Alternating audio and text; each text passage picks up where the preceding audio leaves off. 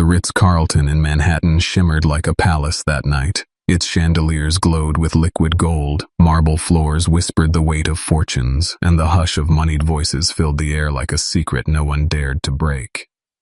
Elena Ramirez balanced a silver tray against her hip as she walked the corridor on the 5th floor, her uniform pressed, her shoes soft against the thick carpet. She knew the rhythm of this place, the way her footsteps had to be measured, her gaze lowered, her smile polite but distant. It was easier to be invisible here, easier to survive. Suite 512 was her last stop of the night, and she prayed it would be quick.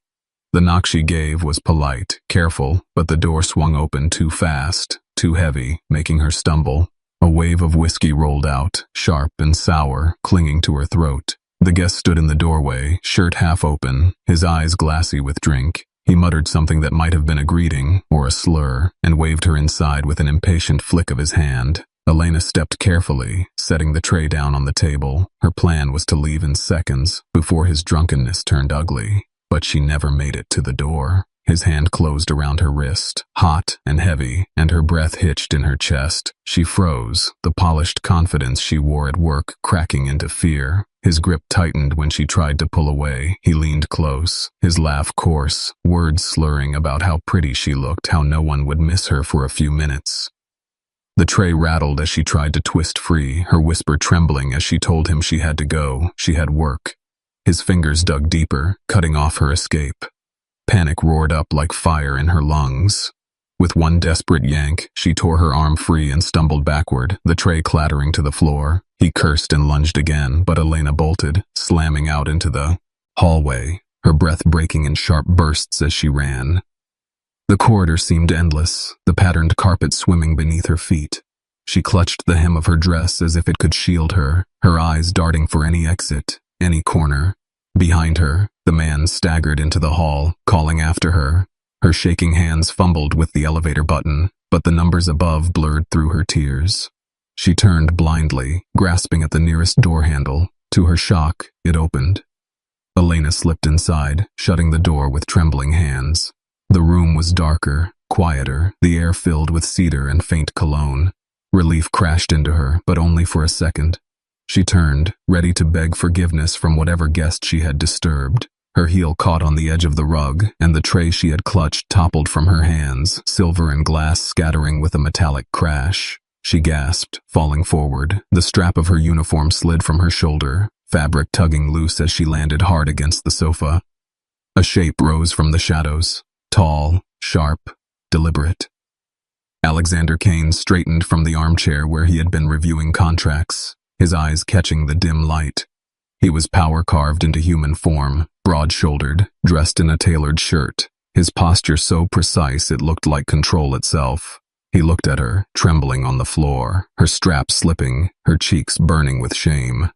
Elena scrambled to her feet, yanking the fabric back into place, her breath tangled in apologies. Her words came in fragments, half-whispered, begging him not to call security, not to tell her manager. She stammered that she wasn't trespassing, that she had only been running. Her chest heaved with fear, her eyes bright with the shimmer of someone who had spent her life swallowing powerlessness. She pressed herself against the sofa, clutching the hem of her doctor, as if it could protect her from the weight of his gaze. Alexander's face was unreadable, carved from stone. Yet behind his sharp stare, something softened, a flicker breaking through the armor he wore like second skin. He was used to people who performed, who hid behind elegance and charm. But this girl, this maid, stood before him stripped of pretense, trembling, real. Her innocence clung to her more starkly than any perfume or jewel could. The silence swelled, alive, heavy. Elena dared to lift her gaze, and his eyes locked with hers. Heat pricked along her skin, the air thick with something she could not name. Her lips parted to apologize again, but no sound came. She felt her throat close, her body trembling under the weight of his stare. He stepped forward, not threatening, just deliberate. His presence filled the space, and her heart pounded so hard she could hear it in her ears. She thought he might call the desk, dismiss her, have her dragged out. But his voice came low, certain, steady. "Wait." The word cut through the silence, deeper than any command, more final than any dismissal. It held her still, bound her to the floor. And in that single moment, Elena knew nothing about her life would ever be the same again. With Alexander Kane standing alone in his suite long after the trembling maid had fled into the night, his papers lay forgotten on the table. The numbers blurring before his eyes, he had built his empire like a fortress, every brick laid with discipline, every decision made with precision. Yet in a matter of minutes, a girl in a worn uniform had shaken the walls he had sworn would never crack. He poured himself a drink, the amber liquid steady in his hand. Though his mind was anything but steady, the memory replayed without mercy. Her wide eyes, her breathless apologies, the way the strap of her dress had slipped and revealed not seduction but innocence. It unsettled him more than any rival boardroom challenge ever. At control was his survival, and yet for the first time in years he felt it slipping. Alexander told himself it would fade. He would bury the memory under contracts and mergers. By morning she would be nothing more than a mistake, a shadow at the edge of his empire. But fate had never obeyed his plans.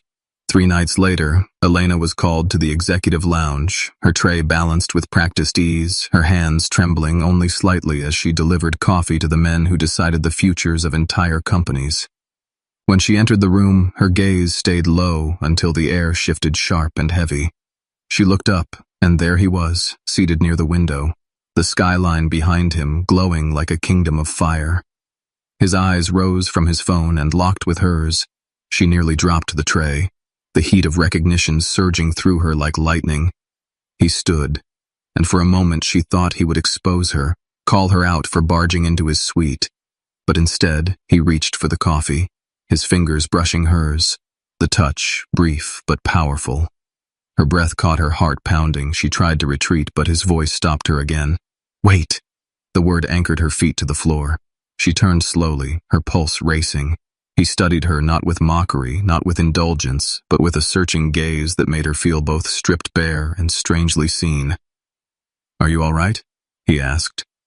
Simple words, but they struck with more weight than anything she had heard in years.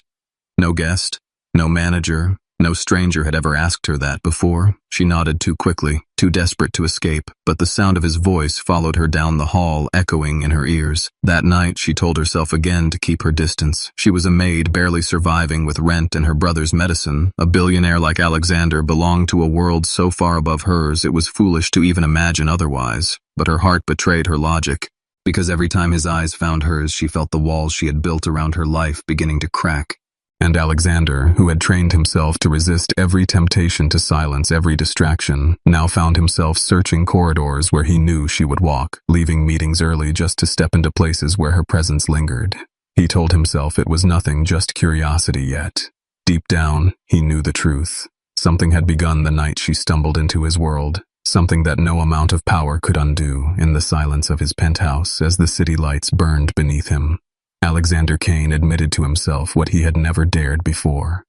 The maid had already crossed the line he had sworn to keep sacred, and though he did not know her name yet, he knew he would not let her disappear from his world again. In the small apartment in Queens where Elena Ramirez woke before dawn, her eyes heavy, her body aching from endless shifts, but her resolve as steady as ever, she dressed in her patched uniform, tied her hair back, and kissed her younger brother Mateo on the forehead. Before slipping out into the gray morning, she told herself, as she always did, that she could endure anything as long as he was safe. The hotel swallowed her again. That day, polished marble floors and crystal chandeliers, making her feel smaller than ever. She had learned to move like a shadow, unnoticed, polite, invisible, but invisibility could not erase the memory of Alexander Kane's voice, the word wait echoing through her chest whenever she closed her eyes. She tried to bury it in routine, delivering towels, carrying trays, folding linen. But fate seemed determined to break through her defenses one afternoon. As she cleared glasses from the lounge, she felt it again, the weight of a gaze pressing against her skin. She turned and saw him across the room, his posture sharp as steel, his eyes fixed entirely on her. He said nothing, but the intensity of his stare made her hands tremble. She left quickly, heart hammering but still.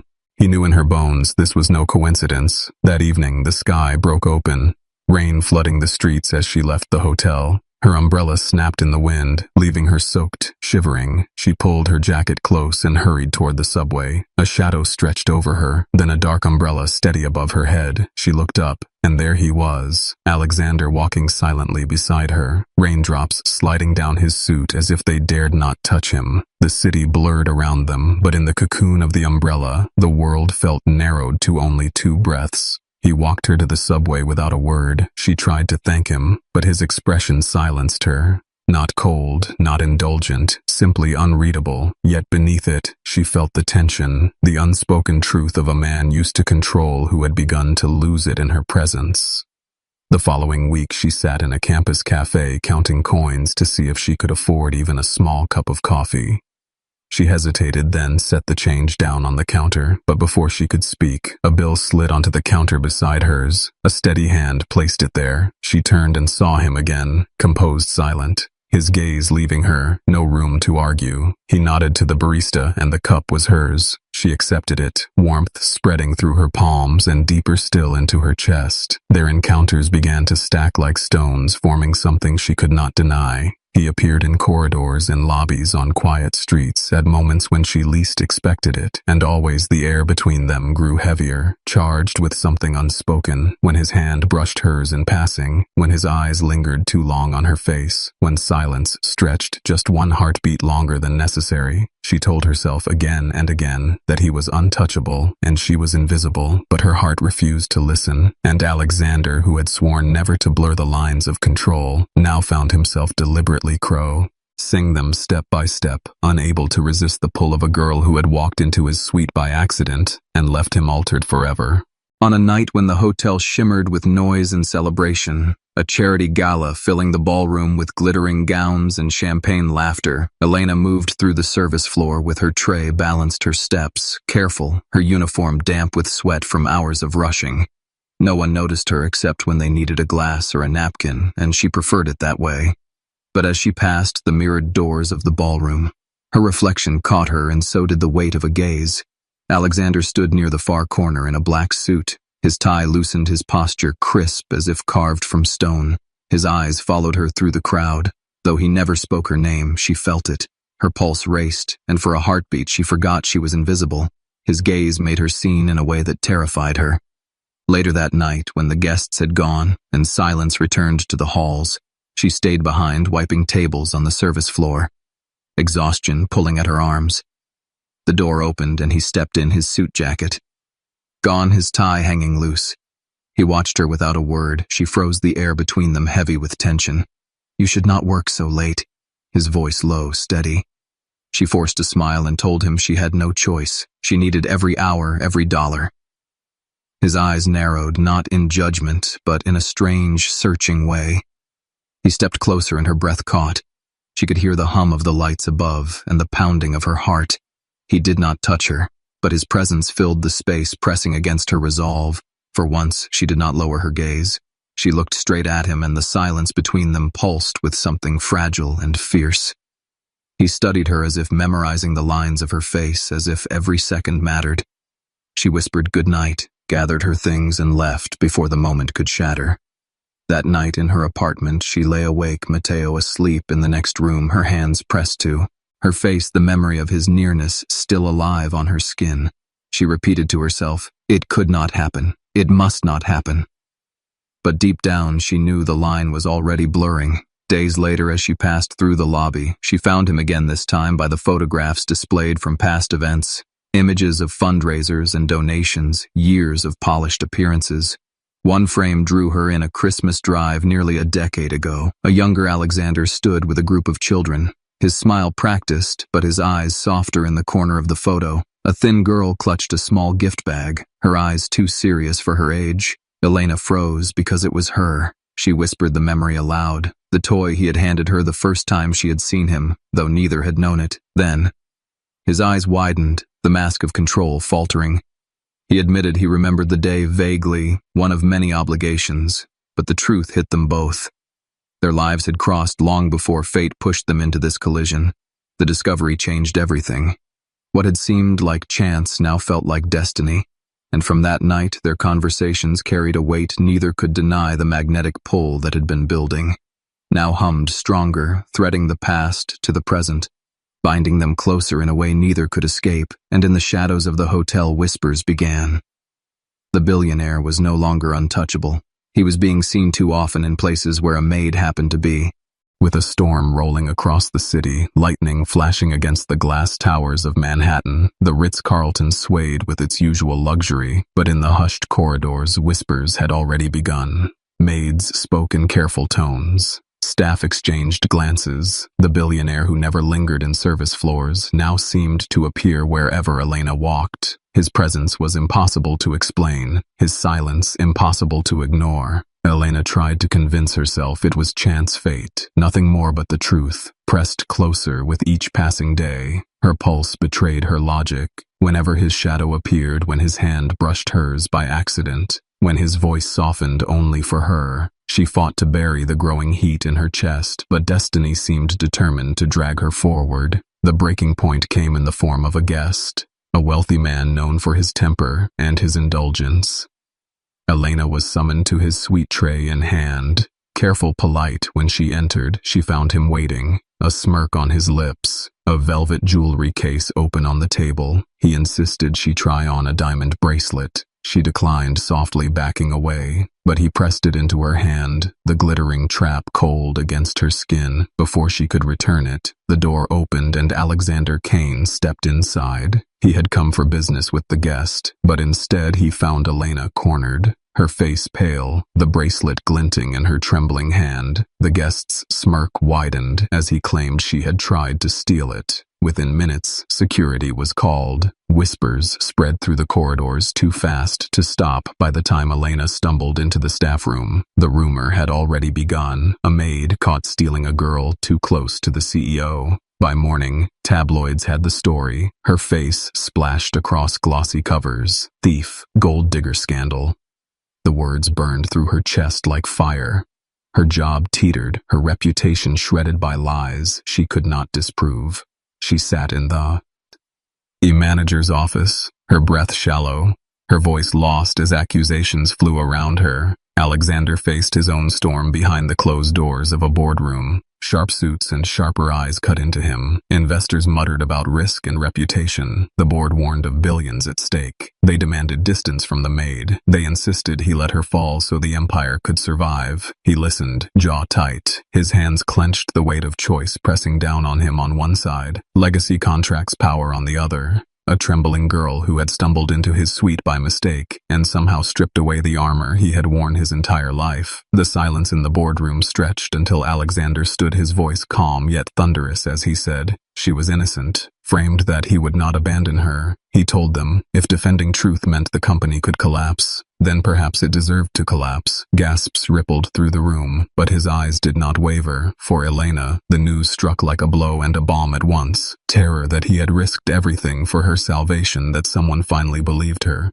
But also fear, because now the full weight of his dangerous world was turning its gaze upon her, and the storm was only beginning.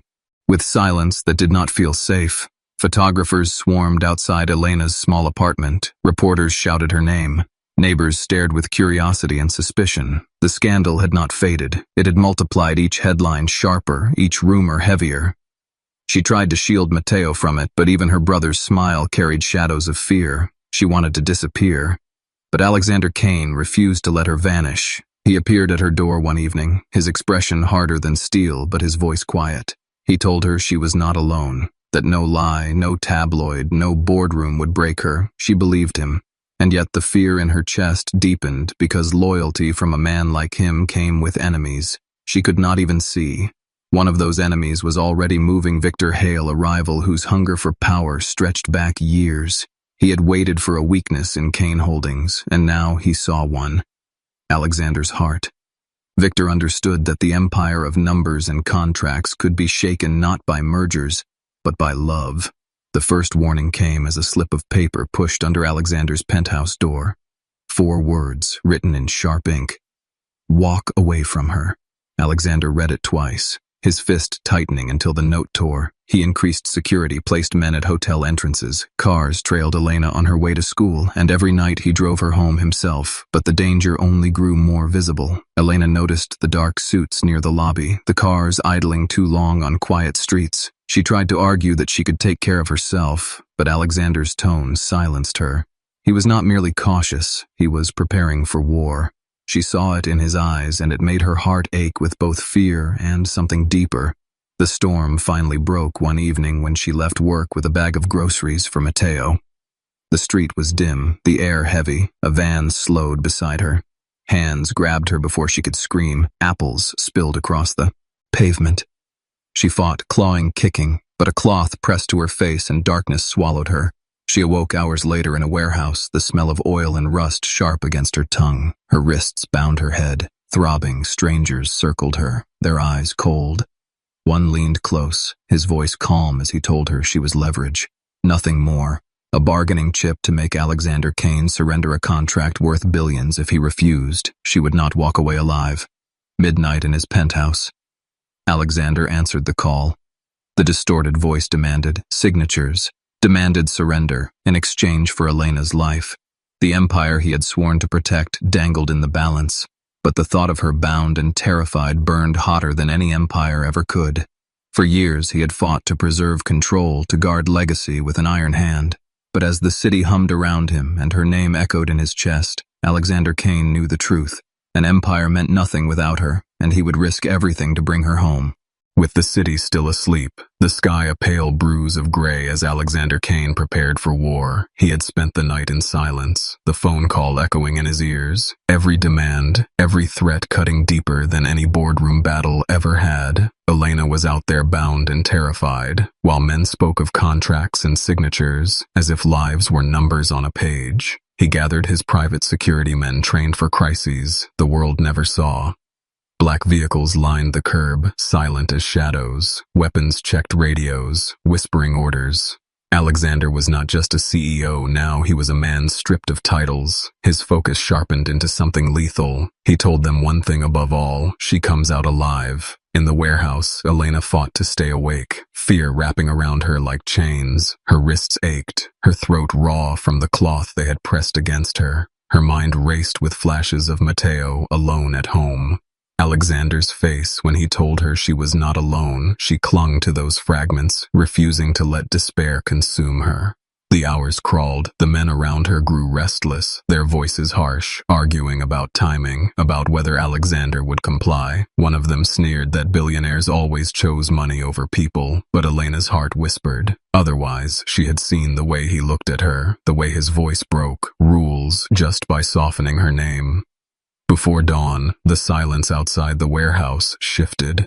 Boots crunched softly, vehicles cut their engines. Alexander entered through a side door, his presence colder than steel, his eyes scanning with precision, every step deliberate. Shadows moved with him, his team spreading like ghosts through the rusted halls. Chaos erupted when the guards realized the breach. Shouts rang out. Gunfire cracked through the air, sparks flying against metal walls. Elena flinched, pressing herself back against the chair, her pulse racing. But then she saw him moving through the storm, unstoppable, focused, as if nothing existed but her. He reached her, cutting the ropes, his hand steady, even as the world shook around them. Her breath broke on his name, her voice trembling, but alive. He pulled her against him, his body a shield as they fought toward the exit. A bullet grazed his shoulder, blood staining his shirt, but he did not falter, every movement powered by the promise that he would not lose her. They burst into the cold dawn light, sirens screaming, police closing in, men dragged away in cuffs, others fleeing into the shadows. Alexander held her close, his jacket wrapping around her trembling form, her tears mixing with the rain on his collar. He whispered against her hair, "I have you." And for the first time, she believed it. The warehouse fell silent behind them, but the war was not over. Victor Hale had drawn first blood, and Alexander knew more battles would come. Yet, as he looked down at Elena, bruised but alive, he also knew that nothing, no rival, no scandal, no empire would ever matter more than the girl who had made him cross every line he had once sworn to protect. the steady beep of hospital machines. Elena lay on the bed, her wrists bruised, her face pale, but her eyes alive. Alexander sat at her side, his shirt torn, his shoulder bandaged, yet he looked at her as if she were the only thing anchoring him to the world. Nurses whispered about the billionaire who refused to leave the maid's bedside, but he did not care. He held her hand and pressed his lips to her knuckles, whispering words he had never spoken before. "I cannot lose you." The press outside exploded with headlines. The rescue, the abduction, the blood on Alexander's sleeve. Cameras camped at every hospital entrance. Tabloids called her scandal, called her weakness. The board of directors gathered in secret, warning that his choices had endangered the empire. Investors pulled out contracts, slipped away. Billions vanished overnight. Kane Holdings trembled. But Alexander did not bend. He faced the cameras himself days later. Standing before flashing lights, his voice calm and deliberate, he admitted what no one expected. He said Elena Ramirez was not a mistake, not a scandal, but the woman he would never abandon. He exposed corruption in contracts. He severed ties worth fortunes. He told the world that integrity mattered more than profit and that protecting her was the only choice he could live with. The media erupted. Analysts called him reckless, rivals laughed, but ordinary people saw something different. For once, a billionaire had chosen a human heart over power, and the story spread like fire. Elena watched the broadcast from her hospital bed, her chest tight, her throat aching. Fear that he might regret her had haunted her since the night of her kidnapping. But when she saw him on the screen, shoulders squared, eyes fierce, declaring her name without shame, she wept for the first time, not from pain, but from the weight of being chosen. When she was discharged, Alexander refused to let her return to her crumbling apartment. He brought her and Matteo into a guarded townhouse, its doors secure, its walls safe.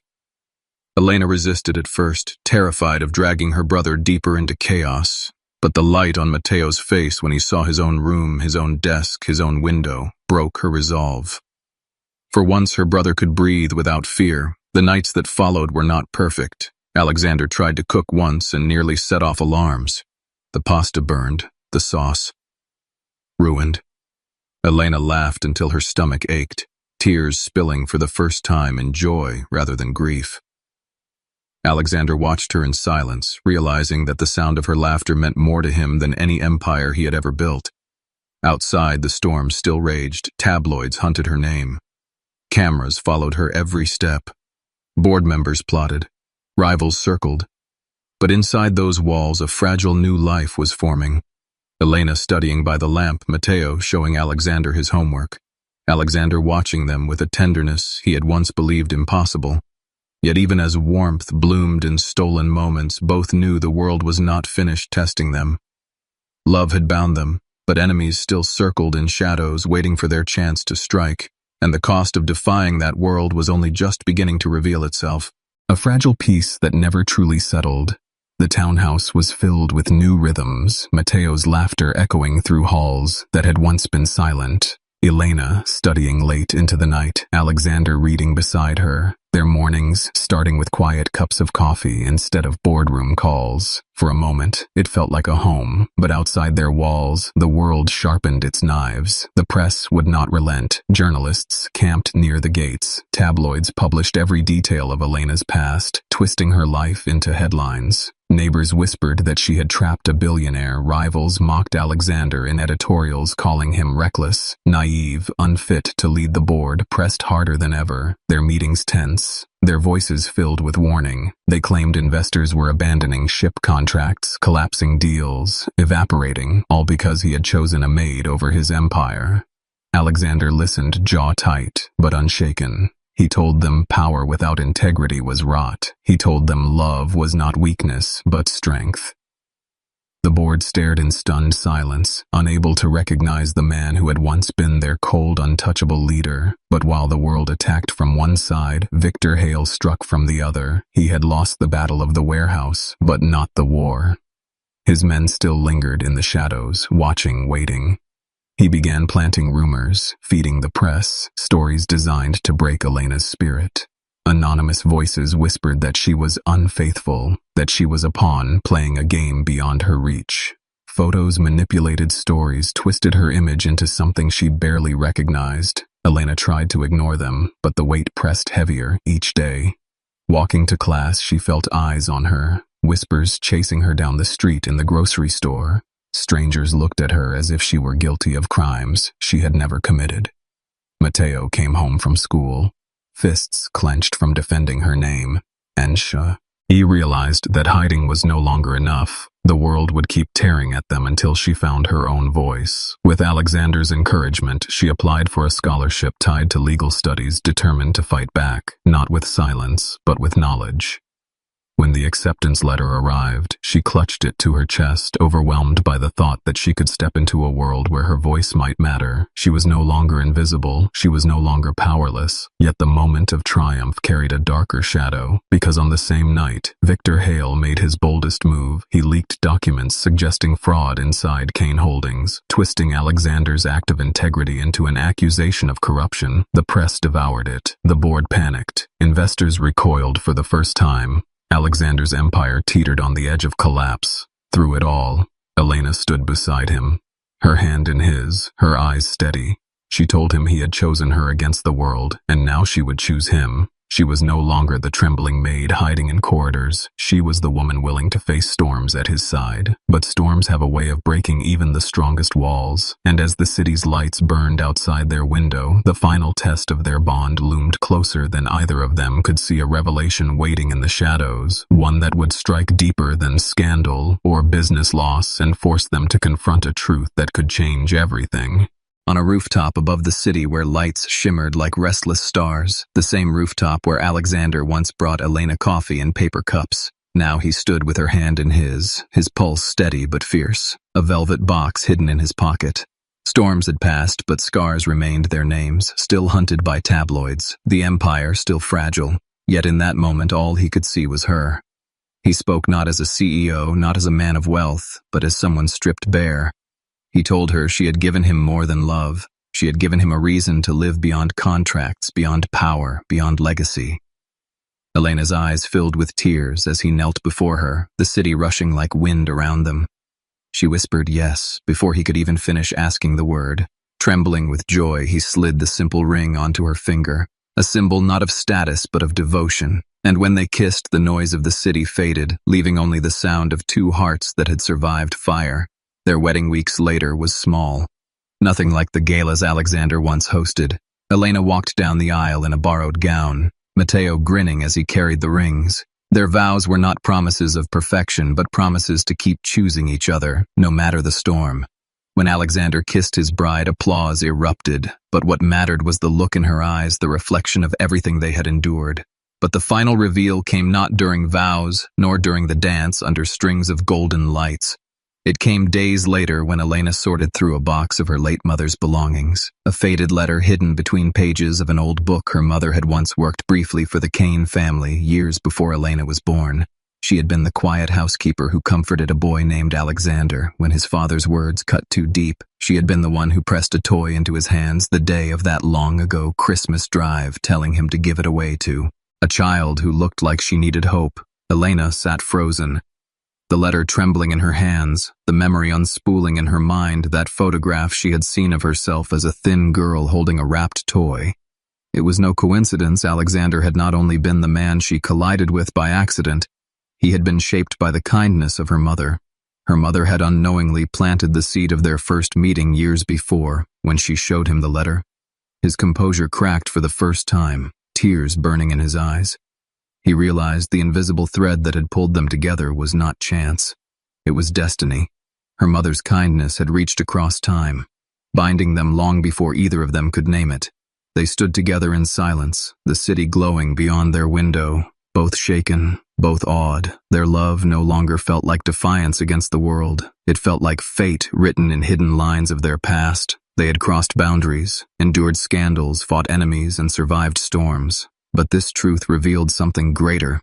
They had been meant to find each other all along, and as they held each other close, the world outside, still restless, still sharp. Alexander and Elena understood that their story was not about empires or scandals at all. It was about a boy who had once been comforted by a maid and a girl who had once been given a toy, and how love had turned those fragments of survival into a life that would endure every storm still to come. Subscribe to our channel, like this video, and leave your thoughts in the comments. The Last Supper. What happens when a man, blinded by ego, invites his mistress to a family dinner at the very mansion he once shared with his wife? He expects a seamless transition, a changing of the guard. He expects his powerful mother to approve, but he never expected his mother's definition of loyalty. In a single night, a multi-million-dollar empire is shaken. A life of luxury crumbles, and the woman he discarded receives the ultimate power. This is a story of betrayal, hidden motives, and the devastating consequences of underestimating the women you scorn. Brace yourselves, because this dinner is only the beginning. The air in the Sterling family mansion was always thick, heavy with the scent of old money and unspoken resentments. It clung to the heavy velvet curtains, seeped into the Persian carpets, and settled like a fine dust on the polished mahogany of the grand dining table. For Michael Sterling, this smell was that of his home, of power, of his birthright. Tonight, however, it felt suffocating, charged with an unfamiliar static. He adjusted the knot of his silk tie, the charcoal gray fabric a sharp contrast to the crisp white of his shirt. At 42, he was the living embodiment of privilege, with a jawline as sharp as his business acumen, and eyes the color of a stormy sea, currently clouded by a mixture of arrogance and a fleeting, unacknowledged flicker of apprehension. 6 months. It had been 6 months since his divorce from Dr. Sophia Hayes was finalized. 6 months since she had walked out of this very mansion, not with a torrent of tears as he had expected, but with a quiet dignity that had unnerved him more than any shout. Sophia, with her brilliant mind and compassionate heart, a renowned pediatric oncologist who saved lives while he acquired companies. They had been the golden couple, a perfect fusion of intellect and influence. But Michael had found that perfection was terribly boring. He craved fire, passion, the thrill of the illicit, and he found it in Victoria Vance. Victoria was everything Sophia was not. She was a whirlwind of ambition and intoxicating beauty, a public relations specialist he had met at a conference and who had set out to conquer his world. Her laughter was loud, her dresses tight, and her eyes held a predatory gleam that mirrored his own. She was a conquest, a beautiful and dazzling prize that made him feel young and virile, a stark contrast to the comfortable, almost fraternal love he had shared with Sophia in their later years. The divorce had been swift, brutal, and surgically precise, much like the deals Michael orchestrated. He had been generous, of course. A downtown condo with a spectacular view, a financial settlement that would ensure Sophia never had to work again. Though he knew she would, her work was her calling. And a clean slate. He had given her everything she was entitled to, and in his mind, that absolved him of all guilt. He had moved on. It was time for everyone else to as well, which led to this evening, the dinner. A simple, intimate affair. Just him, his mother, Mrs. Eleanor Sterling, and Victoria. It was a necessary step, a formal introduction of the new woman in his life. His mother's approval was not just a courtesy. It was the cornerstone of the Sterling empire. Mrs. Eleanor Sterling, the matriarch, held the purse strings and the final word. She was a woman of formidable intellect and an even more formidable will, who had steered the family's wealth through recessions and betrayals with an iron fist in a velvet glove. "Everything is perfect, Mrs. Lopez," Michael said, his voice echoing slightly in the cavernous dining room.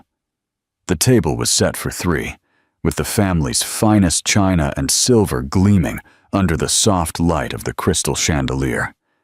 The elderly housekeeper, who had been with the family since before Michael was born, nodded with tight lips. Her eyes, however, told their own story. They had seen Sophia plan charity galas at this very table, her laughter warming the cold, formal space. Mrs. Lopez did not approve, but her disapproval was as silent and starched as her uniform. A sleek black car crunched on the gravel driveway. Michael's heart gave a small, treacherous leap. Victoria.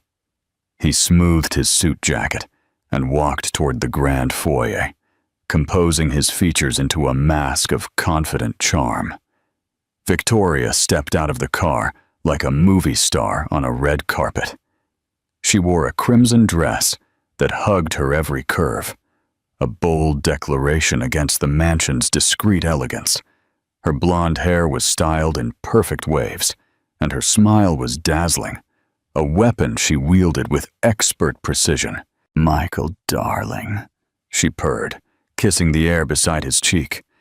"This place is magnificent, even more than in the photos."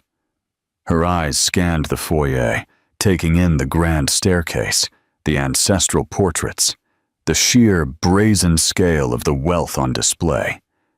It was a look of hunger, a predator sizing up its prey. "It's my home," Michael said, simply. "Come, Mother is in the drawing room." He led her down the hall, his hand resting on the small of her back. He could feel the tension in her, the nervous energy vibrating beneath the confident facade. To her, this wasn't just a dinner, it was an audition. Mrs. Eleanor Sterling was the matriarch, and her verdict would be final. Mrs. Eleanor was seated by the fireplace, a book in her lap, though she wasn't reading it. She looked up as they entered, her gaze sharp and analytical. She was an attractive woman in her late 60s, with perfectly coiffed silver hair and a regal posture. She wore a simple but exquisitely tailored navy dress, adorned only with a pearl necklace and the large, formidable diamond of her wedding ring. "Mother," Michael said, his voice a little too loud. "This is Victoria Vance. Victoria, my mother, Mrs. Eleanor Sterling." "It's an honor to meet you, Mrs. Sterling," Victoria said, her voice honeyed. She extended a perfectly manicured hand. Mrs. Eleanor looked at the hand for a moment before extending her own, slowly and deliberately. Her grip was surprisingly firm. "Miss Vance," she said, her voice cool and neutral. Her eyes, the same stormy gray as her son's, swept slowly and deliberately over Victoria, from her expensive shoes to her professionally styled hair. It was not a look of welcome, but of appraisal, an appraisal of an asset, or perhaps a liability. "Michael has told me so much about you," Victoria continued, unperturbed. "Your work with the Arts Foundation is truly inspiring." "Is it?" Mrs. Eleanor replied, withdrawing her hand. "I find it's mostly paperwork and placating egos, something I'm sure you know a little about, Miss Vance, given your profession." The jab, subtle yet sharp, hung in the air. Michael felt a muscle in his jaw tense. This was not going to be as simple as he had hoped. He had anticipated some coolness, but this was a glacial chill. "We'll proceed to dinner," he interrupted, desperate to get them to the more structured environment of the dining table. As they settled into their seats, the silence was broken only by the tinkling of silver against china. The first course, a delicate lobster bisque, was served. Victoria, to her credit, navigated the complex array of silverware with ease, launching into a lively story about a recent public relations campaign. She was charming, witty, and beautiful. She was, on paper, a perfect match for a man of his stature. So why did her presence here feel so jarringly wrong? It was like hanging a garish piece of modern art in the middle of the Prado Museum. As Victoria talked, Michael's gaze drifted to the fourth-place setting. He had explicitly told Mrs. Lopez that it would be just 3 for dinner. He shot a questioning look at the housekeeper, who stood stoically by the sideboard. She gave an imperceptible shake of her head, her eyes blinking toward Mrs. Eleanor. It was his mother's doing. Before he could question it, the sound of the front door opening and closing resonated from the foyer. Heavy, familiar footsteps approached the dining room. Michael's blood ran cold. He knew those footsteps as well as he knew the beat of his own heart.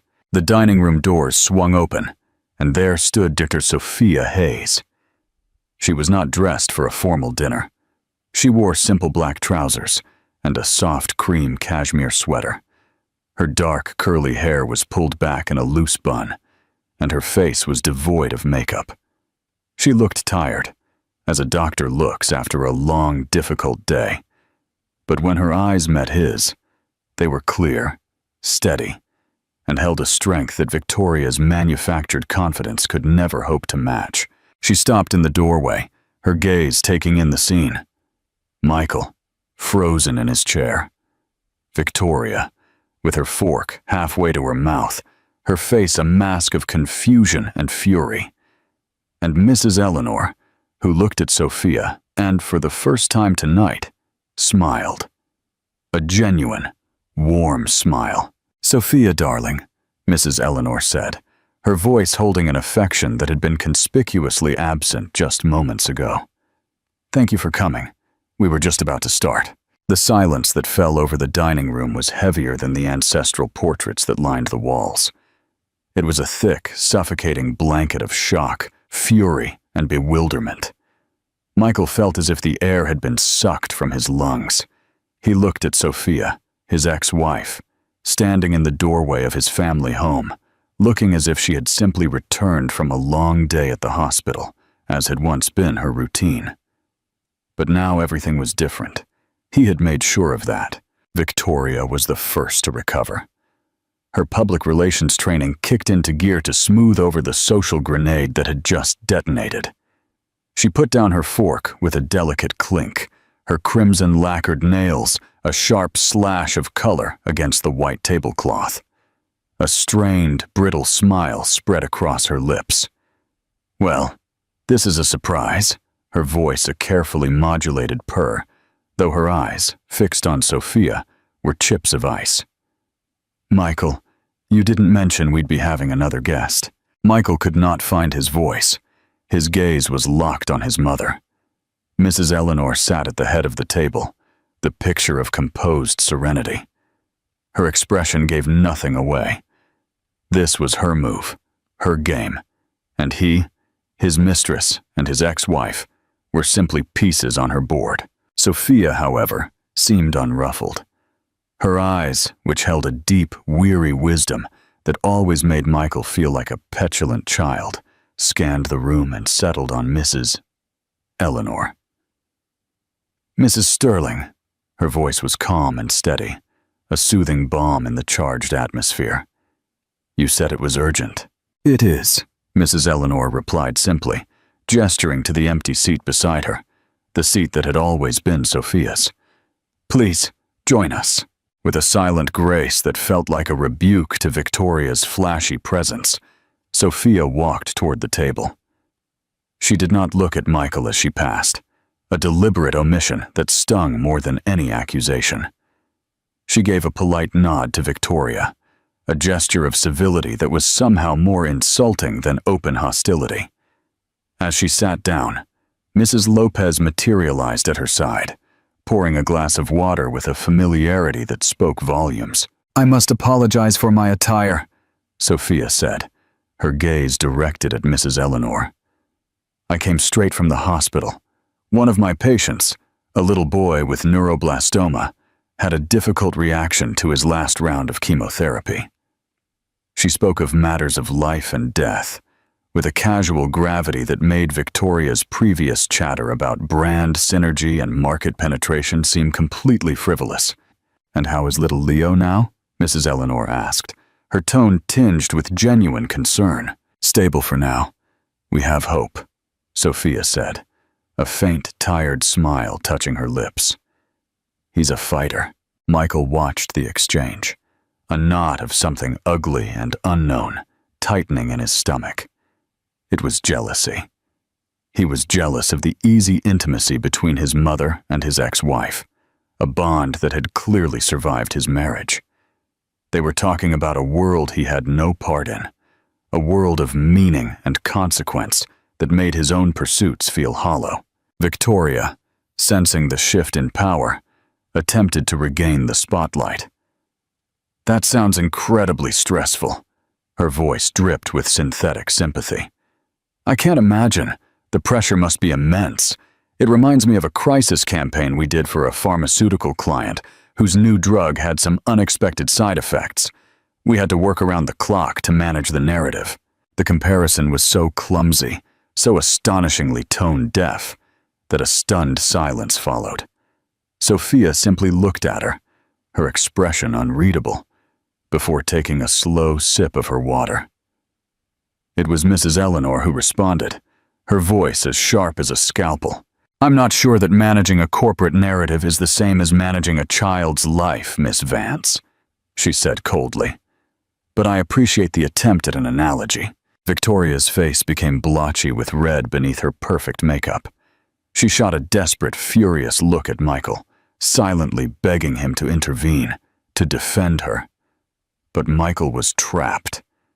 To defend Victoria would be to align himself against his mother, a strategic error of catastrophic proportions. To remain silent was to abandon his chosen partner, to leave her floundering in the icy waters of his family's disapproval. He chose silence. The main course arrived, a roasted duck with a cherry reduction, a dish Michael used to love. Tonight, it tasted like ash in his mouth. The meal proceeded in a state of unbearable tension. Mrs. Eleanor and Sophia spoke in low voices about topics that excluded Michael and Victoria: the hospital's next charity gala, a new medical research paper, a shared memory of Michael's late father. They were weaving a cocoon of shared history and mutual respect, leaving him and Victoria on the outside, looking in. Michael felt a surge of childish anger. This was his house, his inner. He had orchestrated this evening to formally install Victoria in her rightful place by his side. Instead, they were making him feel like an intruder, a guest at his own table. His mother was deliberately humiliating him. And for what? To prove a point? He tried to steer the conversation back to his territory. "The Sterling merger is moving ahead of schedule," he announced to the table in general. "We're looking at a final valuation that surpasses all initial projections. It's going to be the biggest deal of the year for the company." He looked at his mother, expecting a nod of approval, a flicker of pride. Instead, she turned to Sophia. "Sophia, do you remember Mr. Sterling? A dreadful man. We were seated with him at that ghastly fundraiser 2 years ago. He spent the entire night complaining about his yacht." Sophia laughed, a low, warm sound that filled the room. "The one he called the alibi? Yes, I remember him. He told me my work was a cute hobby." Mrs. Eleanor smiled. "He's a fool. I do hope you're running him into the ground, Michael. Not because it's good business, but on principle." The dismissal of his professional triumph, the casual way they belittled a man he was about to make millions with, was infuriating. They were a united front, a fortress he could not penetrate. Meanwhile, Victoria had become increasingly silent, her former vivaciousness replaced by a sulky pout. She picked at her food, her eyes darting between the other three, a calculator running behind her gaze. She was reevaluating, reassessing the prize and the cost of her acquisition. She had likely seen this dinner as the final hurdle, the moment she would be officially welcomed into the dynasty. Instead, she had been relegated to the role of an unwanted, uninteresting interloper. The power she thought she held over Michael, the power that came from his desire, was proving to be completely useless in the face of the true authority in this house. Finally, the ordeal of the main course ended. As the dishes were cleared, Mrs. Eleanor placed her napkin on the table. The gesture felt final, like a judge striking a gavel. "Well," she said, her gaze sweeping over the three of them. "This has been enlightening." She looked at Victoria, her expression one of polite disdain. "Miss Vance, thank you for coming. I believe you now have a clearer understanding of our family dynamic." It was not a question. Then she turned to Michael, and for the first time, he saw a flicker of something that looked like disappointment, a deep, maternal sadness that hurt more than her anger. "Michael, we need to talk." Her eyes finally rested on Sophia, and her expression softened completely. "And Sophia, I have something for you." Mrs. Eleanor meowed from her chair. "If you will all follow me to the study." It was an order, not an invitation. As they stood, a sense of dread washed over Michael. This was not just a dinner. It was not just a power play. It was a reckoning. And he had the terrible, sinking feeling that he was about to pay a price he had never anticipated. The final supper was over. Now came the judgment. Interactive questions. What do you think is in the folder for Sophia? What would you do if you were in Michael's shoes right now? The study was the heart of the Sterling Empire, a room that spoke of generations of power and influence. Dark oak panels lined the walls. Floor-to-ceiling bookshelves were filled with leather-bound volumes, and a massive partner's desk stood like an altar in the center of the room. This was Michael's father's domain, and now it was Mrs. Eleanor's. Michael had always felt like a visitor here, a prince waiting for his coronation. But the crown had never quite settled on his head. His mother had never fully relinquished control. Mrs. Eleanor walked behind the imposing desk, the worn leather of the high-backed chair sighing as she sat. She did not invite anyone else to sit. They stood before her like subjects, awaiting a decree. Michael, tense and defiant. Victoria, her face a carefully constructed mask of neutrality that barely concealed her seething fury. And Sophia, calm and watchful, her stillness a sharp contrast to the nervous energy radiating from the other two. From a locked drawer in the desk, Mrs. Eleanor pulled a thick folder. She placed it on the polished surface with a soft thud that echoed in the silent room. Her movements were deliberate, imbued with a sense of ceremony. She folded her hands into a steeple, her sharp, intelligent eyes fixed on her son. "Michael," she began, her voice stripped of its earlier coolness, now possessing a weary, almost clinical precision. "For the past year, I have watched you. I watched you cast aside a wife who was your intellectual and moral superior in every conceivable way. I watched you become infatuated with—" She paused, her gaze flickering to Victoria with dismissive brevity. "A woman who sees you not as a partner, but as a stepping stone, an acquisition. And you, blinded by a midlife crisis of astonishing cliché, were too arrogant to see it." Victoria gasped, a small, indignant sound. "Now you wait a minute." "You will be silent, Miss Vance," Mrs. Eleanor interrupted, her voice dropping to a low register. "You are a guest in this house, for now." Victoria's mouth snapped shut. Her eyes blazed with fury, but she held her tongue. She looked at Michael, a silent demand for him to defend her honor. Michael's jaw was so tight, a muscle pulsed in his cheek. He wanted to rage, to shout, to tell his mother she had no right. But the words died in his throat. He was paralyzed by the sudden and terrifying realization of his own powerlessness. Mrs. Eleanor returned her attention to Michael. "I had hoped you would come to your senses, that the divorce would be a shock to your system, a moment for self-reflection. Instead, you have doubled down on your folly. You have sought to install your mistress in Sophia's place, in this house, at my table. You believed your wealth and your name could simply erase your transgressions, that you could trade one woman for another as if you were changing a suit. You have shown a profound lack of judgment, of character, and most importantly, of loyalty. Not just to Sophia, but to the legacy your father and I built." Each word was a hammer blow, dismantling the facade of the powerful, confident man Michael believed himself to be. He felt naked, exposed like a foolish, reckless boy in front of his mother, his ex-wife, and the woman he had chosen in her place. The humiliation was a physical thing, a hot, coiled snake in his stomach. "What is this, Mother?" he finally managed to say, his voice tight. "A lecture? A public humiliation?" "It is a severe correction," Mrs. Eleanor stated calmly. She slid the folder across the desk. It stopped directly in front of Sophia. Sophia looked at the folder, then at Mrs. Eleanor, her brow furrowed with confusion. "Mrs. Sterling, what is this?" "Open it," Mrs. Eleanor instructed softly. With trembling fingers, Sophia untied the ribbon and opened the folder.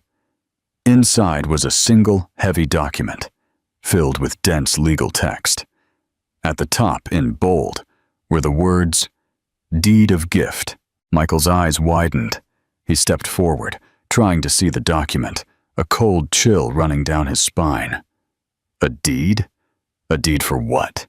Sophia's eyes scanned the page, her expression shifting from confusion to utter disbelief. She looked up, her mouth slightly agape, and her gaze met Michael's. In his eyes, she saw not triumph, but a deep, unsettling shock. "This house," Sophia whispered, the words barely audible. "The deed is for this house." The silence in the room was absolute, broken only by the frantic pounding of Michael's heart. It couldn't be. It was impossible. The Sterling mansion, the ancestral home, the symbol of his dynasty for over a century, was his birthright. It was to be passed down to him, and then to his children. The children he and Sophia were supposed to have. "You're joking," Michael said, a harsh, incredulous laugh escaping his lips. "This is some kind of sick joke." "I have never been more serious in my life," Mrs. Eleanor said, her voice like granite. "The house was mine to give. It was part of my family's inheritance before I married your father. I have kept the deed in my name alone for 40 years, and now I am giving it to the person I trust to honor its legacy. I am giving it to Sophia." Victoria finally exploded. "You can't do that!" she shrieked. Her carefully constructed composure shattered into a million pieces. "This is Michael's house. This was supposed to be our house." The raw, possessive greed in her voice was breathtakingly ugly. In that moment, all pretense fell away, revealing the transactional nature of her affection. She was not fighting for Michael. She was fighting for the real estate. Mrs. Eleanor looked at her with something akin to pity. "It was never going to be your house, Miss Vance. You were a temporary distraction, nothing more." Michael felt the ground give way beneath him. He stumbled backward, his hand searching for the edge of the desk for support. He looked at Sophia, who was still staring at the deed as if it were a venomous snake. This wasn't just about a house. It was a complete and utter repudiation of him. His mother had not only chosen Sophia over him, she had armed his ex-wife with the ultimate symbol of his failure. She had given Sophia the power to evict him from his own life. "Why?" Michael exclaimed, the word raw with pain and betrayal. "Why are you doing this to me?" Mrs. Eleanor's stern facade finally cracked, and a deep maternal sadness filled her eyes. "Because you left me no other choice, Michael. You were destroying yourself, and you were tarnishing our name. I did this to save you from yourself. Sometimes a man has to lose everything to understand what really has value." She rose from her chair and walked around the desk to stand by Sophia. She placed a soft hand on Sophia's shoulder.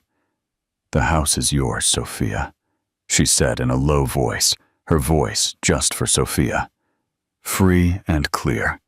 There are no strings attached. You can live in it, sell it, or burn it to the ground. It's your decision. You are the only one I trust to make the right one." Sophia looked from the deed in her hands to the stunned face of her ex-husband, and then to the furious, contorted features of his mistress. She held the power now. All of it. The deed was not just paper and ink. It was justice.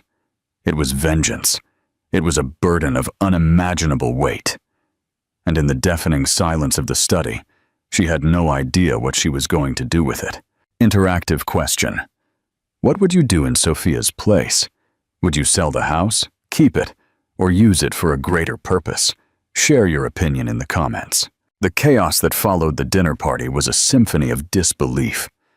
The study, once a sanctuary of quiet power, became a pressure cooker of raw, unfiltered emotion. The deed lay on the desk, a silent testament to the bomb Mrs. Eleanor had just detonated. Its legal jargon, a death sentence to one life, and the bewildering birth of another. Victoria was the first to explode. Her shock curdled into a poisonous rage. Her carefully constructed persona of the charming, supportive partner disintegrated, revealing the furious, greedy woman underneath. "This is insane! It's theft!" she shrieked, her voice high and ugly. She turned to Michael, her perfectly manicured finger jabbing at his chest. "You're going to let her do this? You're just going to stand there and let her give our future to her?" The possessive pronouns, "our future," hung in the air, suddenly sounding hollow and transactional. Michael flinched, not from her touch, but from the raw greed in her eyes. For the first time, he saw Victoria not through the haze of infatuation, but through the cold, clear lens of his mother's appraisal. He saw a woman who had attached herself to his wealth, not his heart.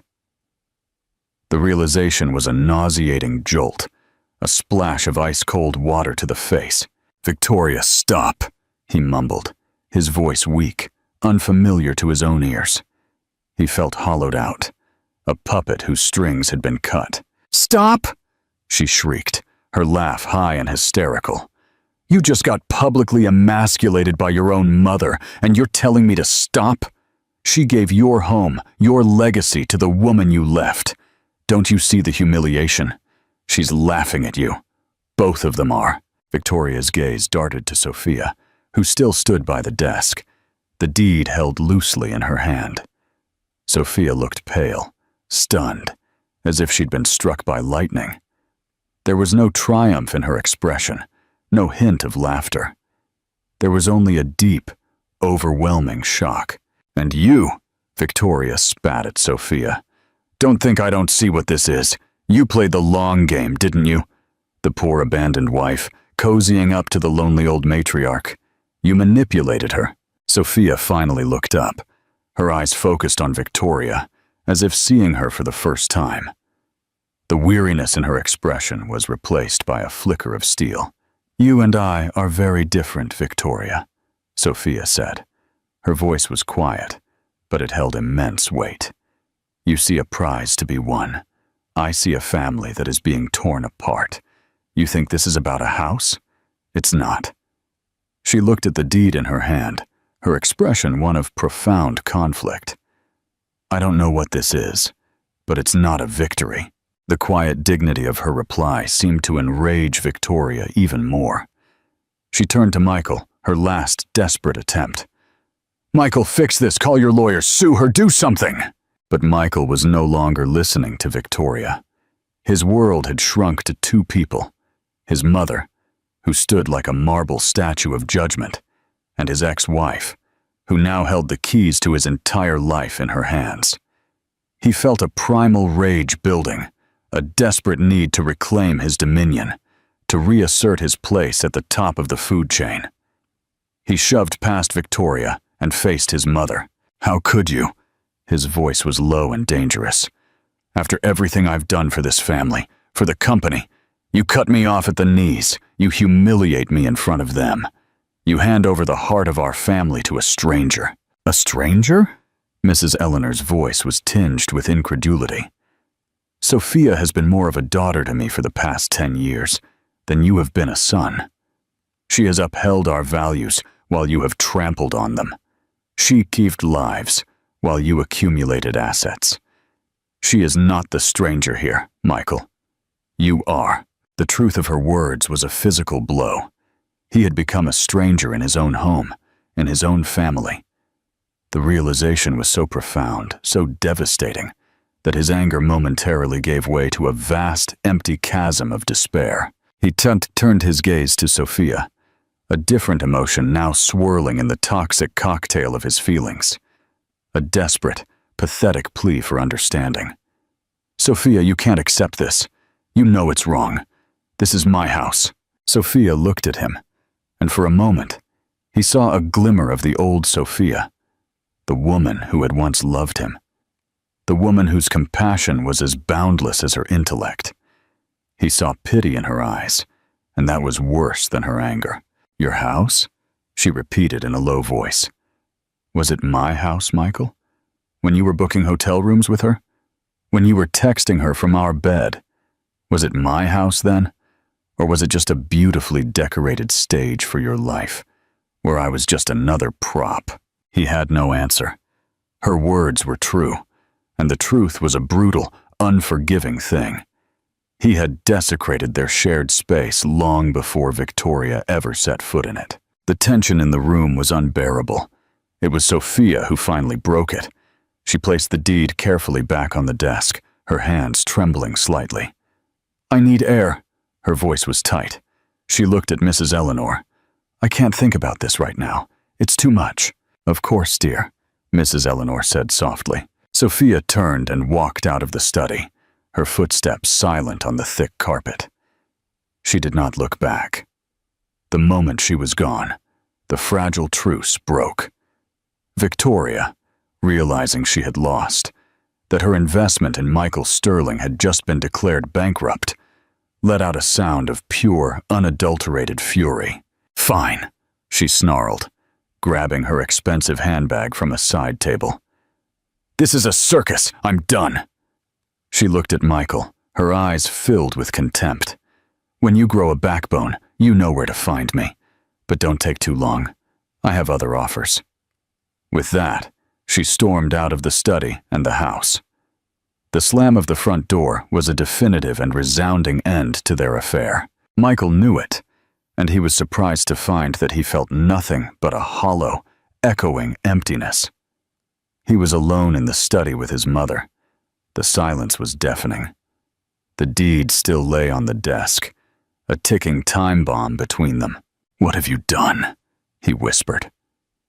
The fight had gone out of him, replaced by a chilling sense of loss. "I have given you an opportunity, Michael," Mrs. Eleanor said. Her voice softened, the hard edges of the matriarch giving way to a mother's pain. "An opportunity to start again, to rebuild yourself. Not your portfolio, but your character. You have been living in a gilded cage, and you have forgotten how to fly. Or perhaps you never learned." She walked to the window, looking out at the manicured gardens, now shrouded in darkness. "This house is a weight. It is a responsibility. It was crushing your father, and it was crushing you. You were so concerned with owning it that you forgot to live in it." Michael sank into one of the leather armchairs, the same one his father used to sit in. He felt small, insignificant. He had lost his wife, his mistress, and his home in the space of an hour. He had been stripped of everything that defined him, his wealth, his power, his name. They all felt like a costume he had been wearing, and his mother had just ripped it off. He looked at the deed on the desk. Sophia had left it. She hadn't taken it with her. A small, irrational spark of hope ignited within him. Maybe she would refuse it. Maybe she would see this as the cruel and manipulative act it was, and reject it on principle. But as he sat there, in the ruins of his life, another, more terrifying thought dawned. What if she didn't? What if she accepted it? What if, tomorrow, Dr. Sophia Hayes, the woman he had betrayed and discarded, became his landlady? The power imbalance that had so defined his entire life had just been completely and devastatingly reversed. And he had no idea how to live in a world where he was not in control. Interactive question. Do you think Michael can truly change, or will he revert to his old habits? What would be your advice to him right now? Let us know in the comments below. The days that followed the dinner were steeped in a new kind of silence. The old silence of the Sterling mansion had been one of oppressive formality and unsaid rules. This new silence was one of absence and uncertainty. It was the silence of a vacuum, a space where a life had been violently torn out, and nothing had yet rushed in to fill the void. Michael remained at the mansion, a ghost haunting the hallways of his own former kingdom. He had half expected Sophia to arrive with a lawyer and an eviction notice the next day. He had braced himself for it, rehearsing speeches of righteous indignation in his head. But she never came. She didn't call. She didn't text. The deed remained in the study, a potent symbol of her power. Yet she refused to wield it. Her inaction was a more effective form of psychological warfare than any legal maneuver. She left him in a state of suspended animation, unable to move forward, unable to go back. His mother had also retreated. She kept to her wing of the house. Their paths crossed only occasionally in the vast, empty hallways. There were no more lectures, no more confrontations. She had fired her shot and was now waiting, watching, letting the consequences of his actions play out.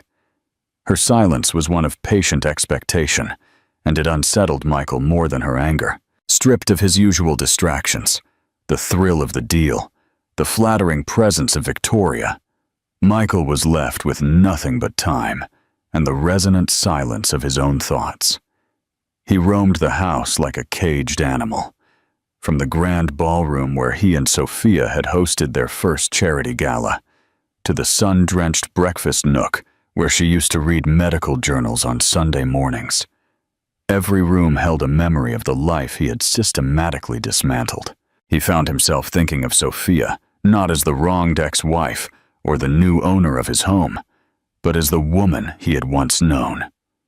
He remembered her passion for her work, the way her eyes would light up when she talked about a breakthrough in a patient's treatment. He remembered her quiet strength, her unshakable moral compass, her ability to find joy in the smallest things. A rare bird in the garden, the first snowfall of winter, a perfectly brewed cup of tea. These were the parts of her that he had found comfortable, predictable, and ultimately boring. Now, in their absence, he felt a deep, aching emptiness. One afternoon, driven by an impulse he didn't fully understand, he found himself in their old walk-in closet. It had been emptied, of course. The shelves were bare, the racks naked, but the scent of her lingered, a faint, persistent fragrance of lavender and old books. It was a scent of calm, a smell he had taken for granted and now desperately missed. On the floor, in a forgotten corner, lay a single, small object. A copy of Persuasion by Jane Austen, her favorite novel, bound in worn leather. He picked it up, the cover soft and supple from years of being read and reread.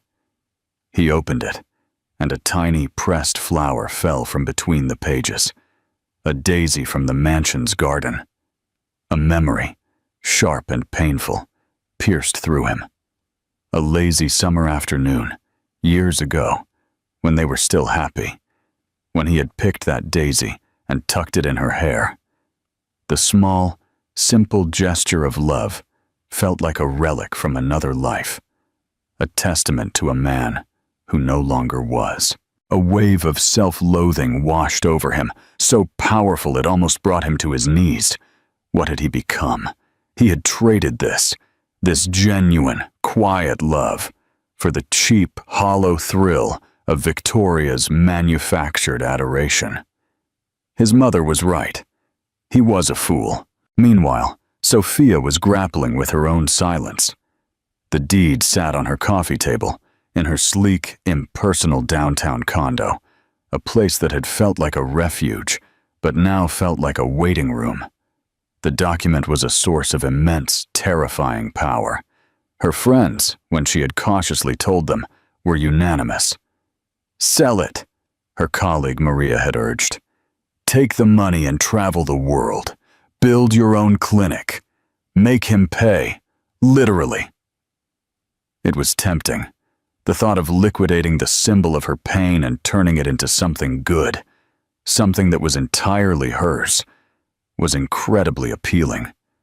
She could fund a new research wing at the hospital, create a foundation for the families of her young patients. She could erase the name Sterling from her life and replace it with her own legacy. But it wasn't that simple. The mansion wasn't just a house to her. It was the place where she had put down roots, the place where she had naively believed she would build a family.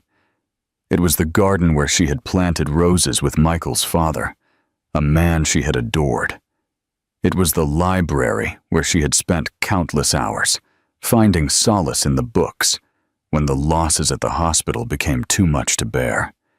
It held memories, both beautiful and painful, that were inextricably woven into the fabric of her life. To sell it felt like selling a piece of herself. And then there was Mrs. Eleanor. Sophia knew that giving her the house was not an act of charity. It was a strategic move, a desperate attempt by a mother to save her son from himself. Mrs. Eleanor had placed an immense burden on her shoulders, trusting her to be the catalyst for Michael's redemption. It was a trust that Sophia felt deeply, but also resented. It was not her job to fix the man who had broken her. After a week of agonizing indecision, she knew she couldn't continue in this limbo. She had to face it. She had to see the house again. Not as a memory, but as a reality, as a property she now controlled. She drove to the mansion one crisp autumn afternoon. The gates, which had once felt so welcoming, now seemed ominous. She didn't use the key Mrs. Eleanor had given her. Instead, she rang the doorbell. It was Michael who answered the door. He looked diminished. The arrogant swagger was gone, replaced by a weary uncertainty. He wore an old university sweatshirt and jeans, a far cry from his usual tailored suits. His eyes, when they met hers, were filled with a mixture of fear, hope, and a deep, unsettling vulnerability. "Sophia!" His voice was hoarse. "Michael," she replied, her tone even. "I think we need to talk." He stepped aside, letting her enter the grand foyer. The silence of the house enveloped them. It was no longer his home to welcome her, nor hers to claim. They were two strangers in a place that had once been their shared universe. "I haven't decided what to do," she said, breaking the silence, getting straight to the point. "I know," he said. "The waiting has been difficult." She walked into the drawing room, the scene of their disastrous dinner. She didn't sit, but stood by the large windows, looking out at the gardens.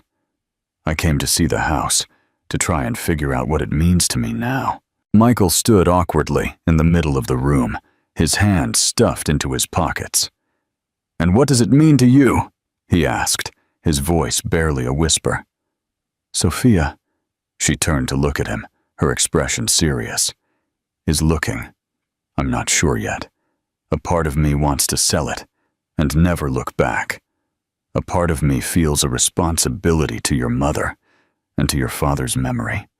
And a part of me remembers the man who picked a daisy and put it in my hair in that garden. I don't know who that man is anymore, Michael. I don't think you do either." Her words hit him with the force of a physical blow. She was no longer talking about the house. She was talking about him, about the man he had lost somewhere along the way. For the first time in his life, Michael Sterling had no strategy, no counteroffer, no clever move to make. He was stripped of all his defenses, standing before the woman he had wronged, who now held all the power. And in that moment of complete vulnerability, a single, terrifying, yet liberating thought dawned. He had to find that man again. Not for her, not for his mother, but for himself. "I know," he said, his voice breaking with an emotion he couldn't name. "I want to find him too." The silence that followed was different again. It was no longer empty or tense. It was fragile, tentative, and it held the faintest, most delicate glimmer of a new beginning. Don't miss the conclusion to this story. Like, share, and subscribe for more thought-provoking content. Do you think their relationship can work? What advice would you give Michael now? Let us know in the comments. The conversation in the drawing room did not magically fix anything. There was no tearful reconciliation, no grand gesture of forgiveness. But it did shift the tectonic plates of their broken relationship. The raw, open wound of the betrayal was still there. But the air of hostility had been replaced by a fragile, uncertain truce. Sophia left the mansion that day without a decision, but with a new and unsettling clarity. The question was no longer just what to do with the house, but what to do with the man who came with it. She began to visit the mansion more often, always during the day, always with a purpose. She told Michael and herself that she was taking inventory, assessing the property's condition for a potential sale. It was a practical, logical reason that provided a necessary shield for the far more complicated and emotional reality. She walked through the rooms with a clipboard, taking notes. But what she was really documenting were the ghosts of their past and the shadow of a possible future. Michael, in turn, became a reluctant keeper, a gardener in his own former paradise. He watched her from a distance, giving her space. He saw her in the garden, her fingers gently touching the petals of the roses his father had planted. He saw her in the library, running her hand over the spines of the books they had once read together. He saw a woman who was not gloating over her prize, but mourning a loss. His loss. Both of their losses. During these visits, they began to talk, not about the deed or the divorce or Victoria. They talked about small things. The dripping faucet in the upstairs guest bathroom, the family of hawks that had nested in the old oak tree, her work at the hospital, his tentative, clumsy attempts at finding a new purpose. He had taken a leave of absence from the company, a move that had sent shockwaves through the financial world. He told her he was re-evaluating, a corporate euphemism for being completely and utterly lost. One afternoon, she found him in the vast, state-of-the-art kitchen, trying to make coffee. He looked so out of place, a captain adrift in his own galley. The man who could command a boardroom of sharks was stumped by a French press. "You're doing it wrong." Her voice startled him. "You're scalding the beans." He looked at the steaming kettle with a frustrated sigh. "I've never had to make my own coffee before." The admission hung in the air, a raw confession of his lifelong privilege. The old Sophia might have felt a surge of resentment, but the woman who stood there now felt something else, a flicker of pity. He was like a man learning to walk again after a long illness. She walked over, took the kettle from his hand, and began to show him. Her movements were patient and precise. "You have to let the water cool for a minute after it boils, then pour it slowly in a spiral, like this," as they stood side by side, their arms brushing. The simple domestic act felt both painfully familiar and utterly new. He was watching her hands, but he was also watching her face, the focused concentration in her eyes. He was seeing her again, not as a symbol of his past or a problem in his present, but as a person. "Thank you," he said when she was finished, his voice low. "It's just coffee, Michael," she replied, not cruelly. "No," he said, looking at her directly. "Thank you for not throwing me out." The unspoken question of the deed finally resurfaced, but its power had shifted. It was no longer a weapon, but a shared, complicated burden. "I haven't decided what to do," she said honestly. "Every time I think about selling it, I think about your father. He loved this place, and I think about you, a little boy running through these halls." The image took him by surprise. He couldn't remember the last time anyone had thought of him as a child, as anything other than the powerful Michael Sterling. A crack appeared in the armor he had worn for so long. "I was a lonely boy," he confessed. The words felt strange on his tongue. "My father was always working. My mother was always..." This house was my only friend. It was the most vulnerable thing he had ever said.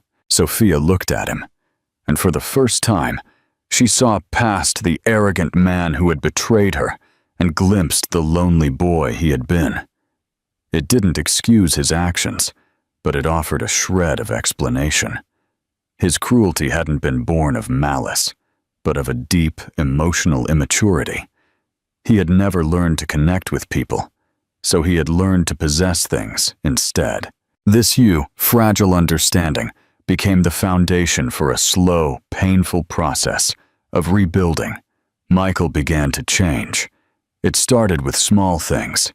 He learned to cook, his first attempts disastrous, but he persisted. He began to work on the gardens himself, firing the expensive team of landscapers. He found a quiet satisfaction in the physical work, in nurturing something back to life. He was, in a way, tending to the ruins of his own life. He also began to confront his past. He reached out to people he had wronged in business deals, not with legal settlements, but with genuine apologies. He began to read, not the Wall Street Journal, but the books in the library, the novels Sophia had loved, the stories his father had collected. He was trying to understand a world beyond balance sheets and stock prices. He was trying to build a new self from the ground up.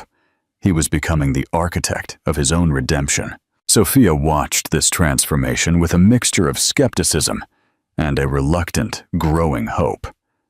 She knew that true change was a slow, arduous process. She was a doctor.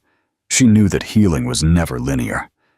There were moments when the old Michael would resurface, a flash of arrogance, a flicker of entitlement, and she would withdraw, the walls around her heart rebuilding instantly.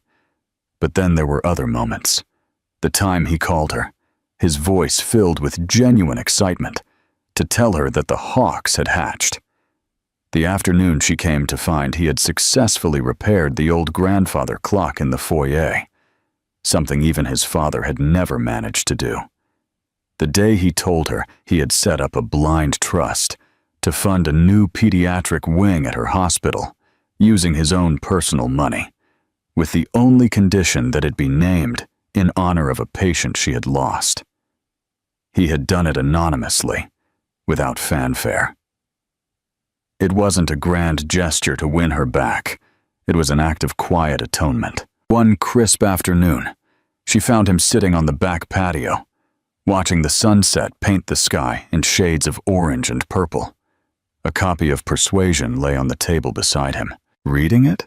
Her voice was soft. He looked up, a faint, sad smile on his face.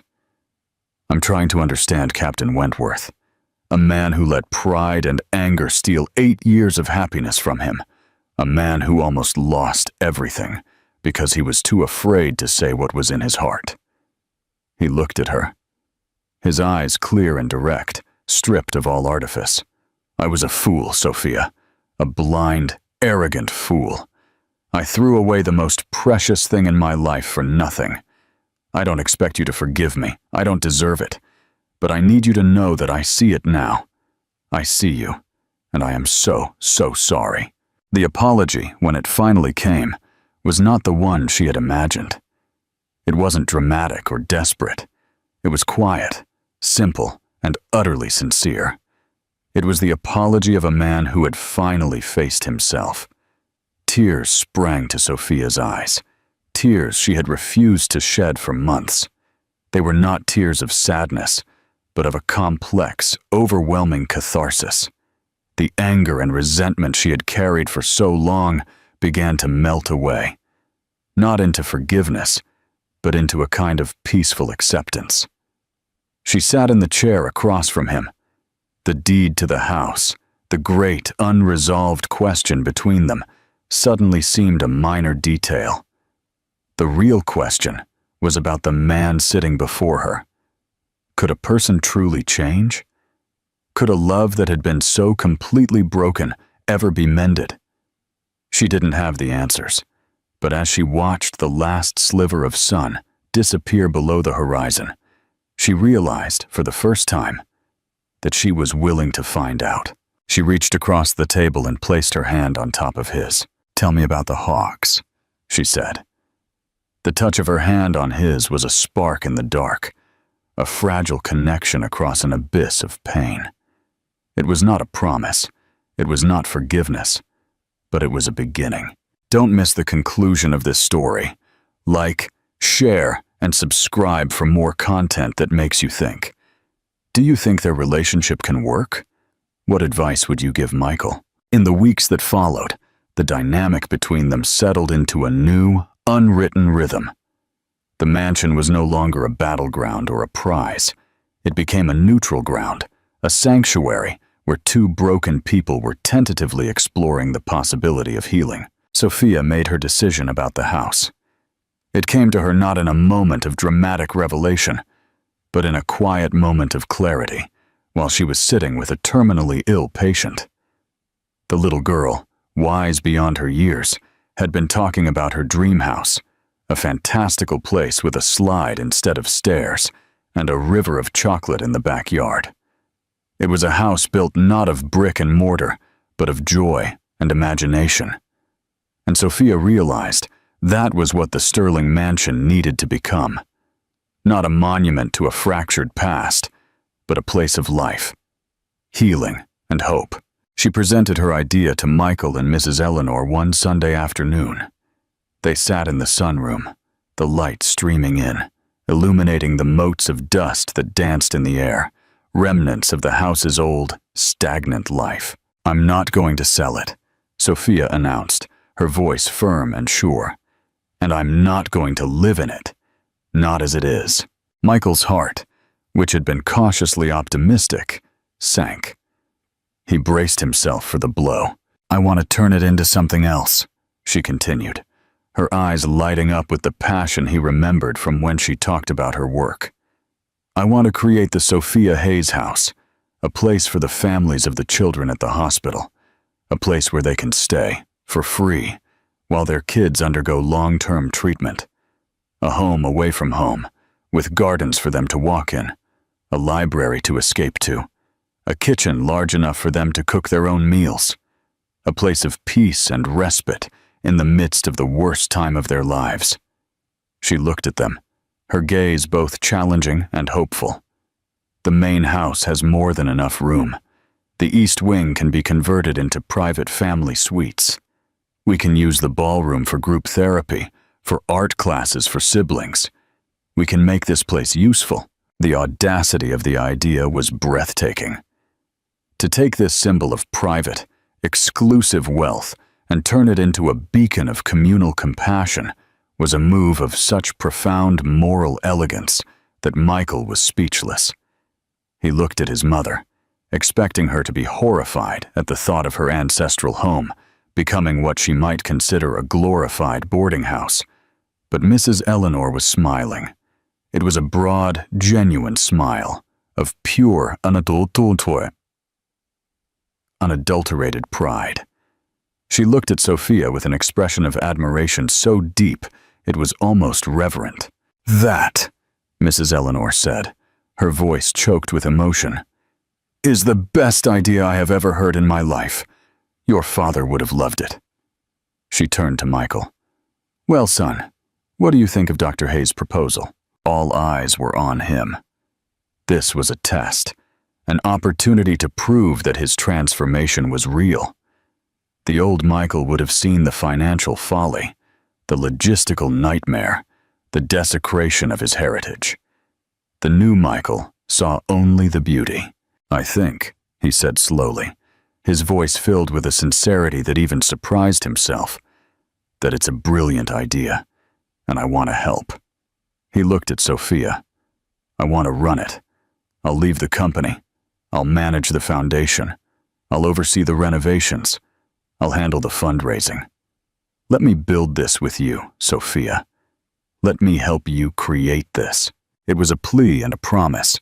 He was offering to lay down the weapons of his old life, his career, his ambition, and pick up the tools to build her dream. He wanted to be a partner in her vision, not just a bystander. Sophia studied his face, searching his eyes for any hint of his old self, any sign that this was just another grand gesture, another acquisition. She saw none. She only saw a man desperate to atone, to create meaning from the wreckage of his past. "All right, Michael," she said softly. "Let's build it together." And so began the deconstruction of the Sterling mansion and the construction of the Sophia Hayes house. The project became their shared purpose, a new foundation on which they could build a different kind of relationship. The heavy velvet curtains were taken down, replaced by light, airy linen that let in the sun. The dark, imposing furniture was sold at auction. The proceeds went directly to the new foundation. The walls were painted in warm, cheerful colors. Michael threw himself into the work with a passion he hadn't felt since his early days in business. But this passion was different. It wasn't fueled by ego or greed, but by a genuine desire to create something good. He was a natural leader. His skills in management and finance proved invaluable. But he also learned to listen, to collaborate, to defer to Sophia's vision. They worked side by side, reviewing architectural plans, interviewing contractors, choosing paint colors. They argued over budgets and deadlines, but their disagreements were constructive, not destructive. They were partners. Mrs. Eleanor watched from the sidelines, a quiet, satisfied observer. She had moved into the guest house on the property, content to cede the main stage. She watched her son change before her eyes, becoming the man she had always hoped he would be. She had made a massive gamble, and it had paid off in ways she could never have imagined. One day, months into the renovation, Sophia and Michael were standing in the middle of the grand foyer. The floors were covered with drop cloths, the walls were bare plaster, and the air was thick with the smell of sawdust and paint. The crystal chandelier was gone, replaced by a simple modern light fixture. It was a chaotic, beautiful mess. "It's going to work, isn't it?" Michael said, a note of wonder in his voice. "Yes," Sophia replied, a smile on her face. "It will." He looked at her, standing there in her paint-splattered jeans and t-shirt, her hair in a messy bun, and he felt a surge of love so powerful it almost knocked him off his feet. It was a different kind of love than he had felt before. It wasn't the possessive, youthful infatuation of their early years, nor was it the comfortable, stagnant affection of their later marriage. It was a love born of respect, admiration, and a hard-won, shared grace. It was a love built on a new foundation. He reached out and took her hand, his fingers lacing with hers. "Sophia," he began, his voice choked with emotion. She squeezed his hand. Her eyes met his. "I know, Michael," she said softly. "Me too." They didn't need to say the words. The house, in its messy, hopeful transformation, was saying it for them. They had a long way to go. The scars of the past would always be there, a faint, silvery reminder of the pain they had endured and the lessons they had learned. But as they stood together in the ruins of their old life, they were no longer looking back. They were looking forward to the new, beautiful thing they were building together. The inauguration of the Sophia Hayes house was a quiet affair, a sharp contrast to the lavish, high society galas the Sterling mansion had once hosted. There were no reporters or celebrities, just the hospital staff, a few key donors, and the first 3 families who would call the house their temporary home. The autumn sun cast a warm, golden glow over the building, which now seemed to breathe a lighter, more welcoming air. Sophia stood on the newly constructed front porch, addressing the small crowd. She spoke not of fundraising goals or architectural details, but of hope, community, and the simple human need for comfort in times of crisis. As she spoke, Michael stood just behind her, out of the spotlight.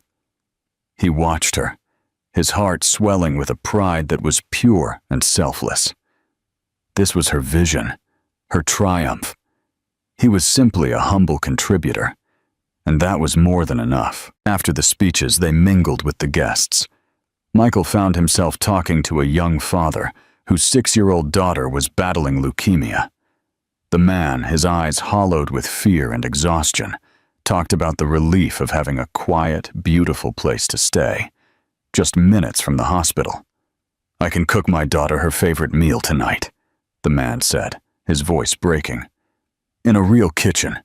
You don't know what that means. It's a small piece of normal in the middle of all this chaos." "I'm glad we could help," Michael said, his own voice thick with emotion. For the first time, he understood wealth not as a measure of power, but as a tool for compassion. The numbers on a balance sheet were insignificant compared to the look of gratitude in this man's eyes. Later, as the evening wound down, he found his mother sitting in the garden, on a bench overlooking the rose bushes. "Your father would be so proud, Michael." Her voice was soft. "Not just of this house, but of you. I couldn't have done it without you, Mother," he said, sitting down beside her. "Your intervention was brutal, but it was necessary. You saved me." "No, Michael," she corrected him softly. "I only opened the door. You were the one who had the courage to walk through it, and Sophia was the one who showed you the way." Their conversation was interrupted by a sleek, familiar car pulling into the driveway. It was Victoria. Michael's body tensed. He hadn't seen or spoken to her since the night she had stormed out. He had no idea why she was here. Victoria got out of the car. She looked different. The loud, aggressive glamour was gone. She wore a simple, elegant dress, and her makeup was understated. She looked older, more serene. She walked up to them cautiously, her eyes on Michael. "Michael," she said, her voice quiet. "Can we talk for a minute?" Michael looked at his mother, who gave a slight nod. He walked with Victoria to a more private corner of the garden. "I'm not here to cause trouble," she began, her hands twisting the strap of her handbag. "I just heard about what you'd done with the house, and I had to see it. It's incredible. Thank you," she said, her tone neutral. She took a deep breath. "I wanted to apologize, Michael, for how I acted. I was awful that night. I showed my true colors, and they weren't pretty. When you lose everything, it gives you a lot of time to think. And I realized that I didn't love you. I loved the idea of you, the power, the money. I was so busy trying to conquer your world, I never stopped to think if I actually wanted to live in it." She looked him in the eye, and for the first time he saw not a predator, but a person, flawed and insecure. "I'm sorry for the part I played in your pain, and in Sophia's. She's a better woman than I could ever hope to be." The quiet apology was unexpected, and to Michael's surprise, sincere. He saw that she too had been on a journey of self-discovery. Her loss had forced her to confront her own emptiness, just as his had forced him to confront his. "I appreciate that, Victoria," he said, and he meant it. "I wish you all the best." "You too," she said. With one last sad smile, she turned and walked back to her car, leaving his life forever. The last ghost of his past had been laid to rest. He found Sophia in the library, now a cozy, welcoming space, with comfortable armchairs and reading lamps. She was showing a little girl, the sibling of a patient, a book with beautiful illustrations. The girl was laughing, her face lit up with joy. He leaned against the doorway, watching them, his heart full. This was it. This was the meaning he had been searching for. It wasn't in a boardroom or a stock ticker. It was here, in the quiet moments of human connection, in the simple act of bringing comfort to others. When the little girl had run off to find her parents, Sophia looked up and saw him. She smiled, a warm, easy smile that reached her eyes. "Was it a good day?" she said. "It was a perfect day," he replied, walking toward her. He stopped in front of her, taking her hands in his. The space between them, once an abyss, was now just a breath. The love he felt for her was a quiet, steady flame, a lighthouse that had guided him home. "Michael," Sophia said, her voice low and serious, "I know I have no right to ask you for anything. I know the past will always be a part of our story, but I have to ask anyway. Can we have a future? Can we start a new story right here, in this house we built together?" She looked into his eyes, the stormy gray eyes she had once loved, then hated. And now she loved them again, in a new and different way. She saw the lonely boy he had been, the arrogant man he had become, and the good, compassionate man he was now. She saw his journey, his atonement, his redemption. She thought of persuasion, of Anne Elliot and Captain Wentworth, of second chances and a love that was deeper and truer for having been lost and found again. "Yes, Sophia," she whispered, her voice filled with all the love and hope in the world. "Yes, let's start our new story." He leaned in and kissed her. A kiss that was not about passion or possession, but about partnership, respect, and a deep, shared grace.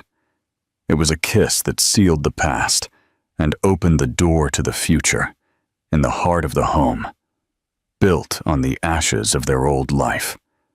They had come full circle, finding their way back not to what they had been, but to something stronger, truer, and infinitely more beautiful.